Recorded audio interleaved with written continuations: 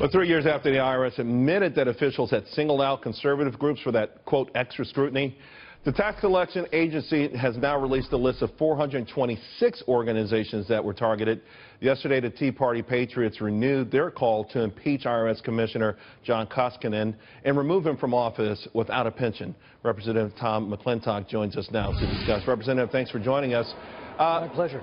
It took 3 years to get these additional almost 200 names, and many people think even as they drill deeper, more names are forthcoming. But the big question is, what's going to happen? Will there be any accountability with respect to the IRS? And what happens to these Tea Party groups that were obviously targeted? Well, obviously, ultimately, the truth will out. You know, the old saying, the wheels of the gods grind slow, but they grind exceedingly fine.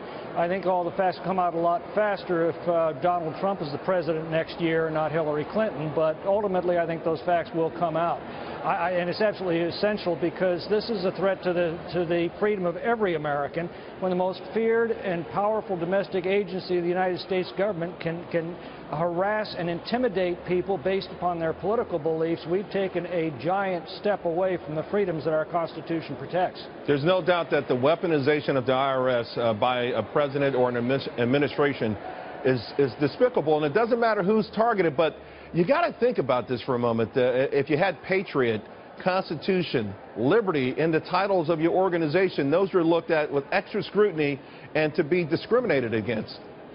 Well, I sounded the alarm on this more than a year before they admitted wrongdoing, because the NorCal Tea Party in my district was one of the groups that was targeted. And what was particularly threatening about it was the organizer was ultimately subjected to a personal income tax audit. They were stonewalled for several years, and at the end of those several years, the IRS demanded thousands of pages of documentation and gave them 3 weeks to produce them. This all for a ministerial act of providing certification as a 501c3.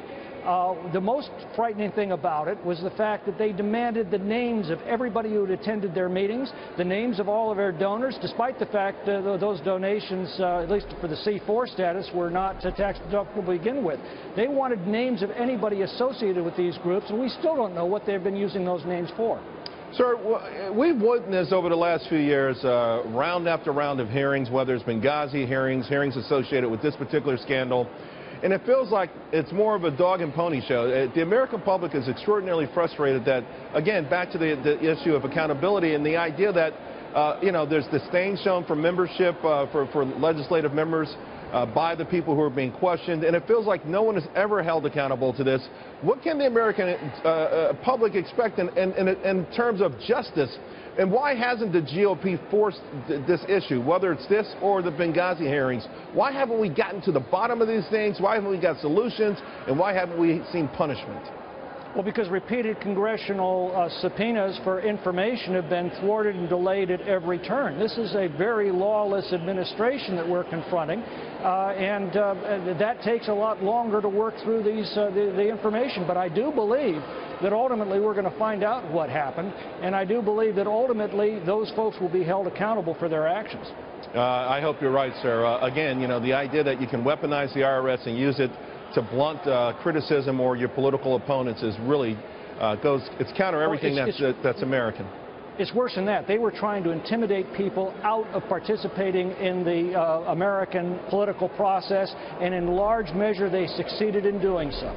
Representative McClintock, thank you very much for taking out the time this afternoon. My pleasure. Thanks for having me.